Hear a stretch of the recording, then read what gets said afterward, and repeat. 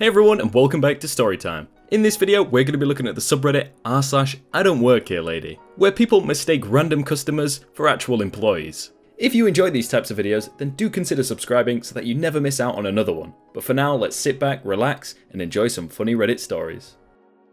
Look sir, I do work here, and I am the boss. I'm not sure if this belongs here, but I have a story that is the exact opposite of IDontWorkHereLady that I felt would be fun to share. About 5 years ago, I worked at the International Center of a university in the US. To give some background info, I am an Asian female, 5'1" in height, and though I was in my early 30s at the time, I did still look quite young and was often mistaken for being in my early 20s or late teens. My main job responsibility at the time was the recruitment, training, and management of about a dozen international student interns who worked the front desk. Anyways, we had been swamped that morning, so I hadn't had time to go out to eat lunch. I got a sandwich at our campus vending machine and sat down in the break room. The break room was always cold due to the AC blasting through the room, so I put on a comfy university jacket I kept at my desk, just to wear during the break. I kept the break room door open to keep an ear out for the front, and let my interns know they could still pop in to ask any questions they want. I had hired a couple new students that month, and they were still learning. A few minutes later, I heard a man's voice yell something along the lines of, No, you don't understand, you are stupid. The childish outcries exclaimed in a grown male voice made me immediately stand up and rush to the front desk area, without even remembering to take my jacket off. The man was literally wagging his finger at my intern and yelling, while almost comically stomping his feet. I interjected his tantrum and introduced myself as the intern's supervisor, gave my name and position, and told him I could assist him with the issue. The man immediately looked me up and down, and scoffed a short, "No." He then turned right back to the intern and asked her to call the supervisor, as he needed someone who actually works here, not just some young girl like the intern who sits at the front repeating nonsense. It wasn't my first rodeo with unnecessarily angry students, so I calmly gestured at my intern to step away and planted myself directly in front of him. That made him change his rant towards me, saying, "Listen, I know you Chinese want to help each other, but my issue is urgent, and so I need to see your supervisor. Supervisor. Call him, and he can sign my I-20. Yes, both my intern and I were Asian, but nope, neither of us were Chinese, and I hate when people over-enunciate when speaking to me. My thoughts often immediately go to, English is my first language, moron, as is evident by the fact that I just spoke to you. Also, it annoyed me that he assumed the supervisor would be male. I did my best to remain calm, however, and confirmed the issue. Oh, so you're here to get an I-20 travel signature.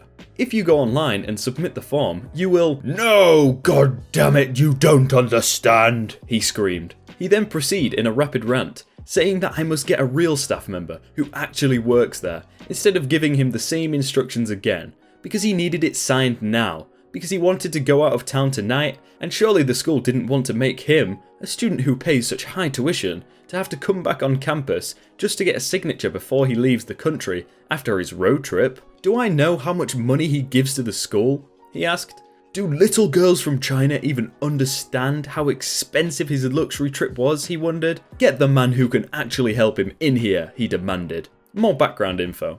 University students in the US on an I-20 visa need an updated signature on their form every once in a while in order to travel abroad and get back. Now, I hate it when entitled students ask for an expedited services just for convenience. Many students actually planned ahead and made their requests on time, and it wasn't fair to expedite the process for whoever asked it the loudest. I was actually the one who had the power to approve very limited last-minute travel signature requests, due to real emergency situations such as family emergency, etc. But obviously, this guy and his luxury vacation wasn't going to qualify for an expedited service just for being a D-bag. I raised my hand and put my palm out in front of his face for a second to stop his rapid ongoing rant. Again, sir, I am the supervisor in this area. No, let me continue. And I hear your issue. My intern here has given you the instructions for an I-20 signatures already, but you want expedited service, simply because you don't want to have to come back to our office another day to pick it up. Yes? Okay then, no. Let me continue. Unfortunately, that cannot be arranged, so please go home and submit the online form like all of our F1 students and wait 2 to 3 business days for a response. He started to speak again, but I put my hand out to stop him, maintained eye contact, and picked up the phone. Also, sir, if you do not leave immediately, I will be calling campus security to escort you out of the building for harassing me and my staff members. But before you go, just so you know, I will be noting your form that you are missing X amount of days from school.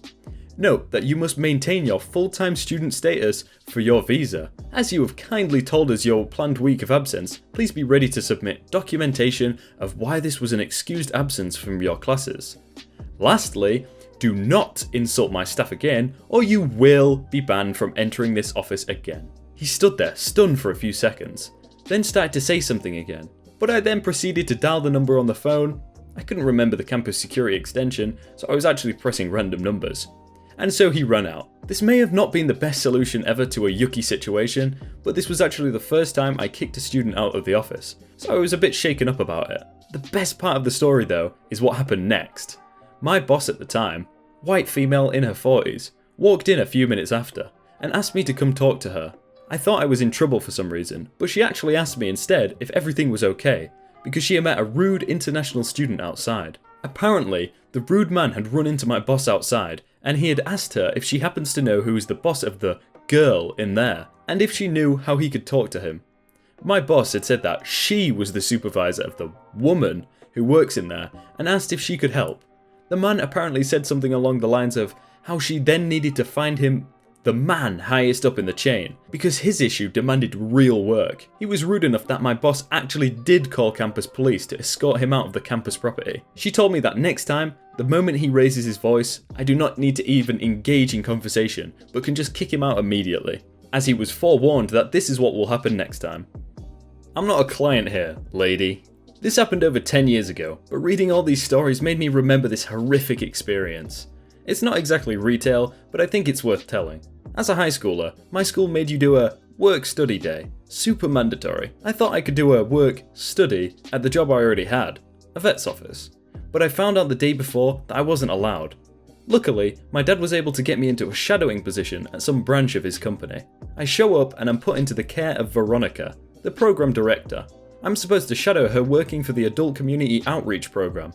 Homeless services, healthcare services, mental health services, the works. Veronica is immediately very irritated that she has to babysit me. Tells me to go clean the bathroom and shower. No, and they are used by the shelter residents, so double no. Leaves me with questionably safe male client in the lobby, mostly wanted to talk about the Order of the Black Sun, thankfully. Insults my intelligence, makes me sit in on caseworker's counselling session with a client, where I get to hear the riveting story of how he jumped a fence and broke his crotch. And I was basically treated like garbage the entire time. I couldn't figure out why until I asked her to sign my form saying I put up with all this stuff. Sure, take it back to school. It's not like you're gonna pass anyways. I don't even know why they let you kids in the Youth Program Society shadow here. You'll all just end up as adult clients in the end. Then I realise, oh, she thinks I'm shadowing her as a client of the youth version of this program. As I stand there, dumbfounded, holding my form and pencil out, she glances out of the window office as the car pulls up. Oh great, why is he here? Who? Sean, the hard-ass moron of a CEO. He's always on me about something or another. Sean is my dad.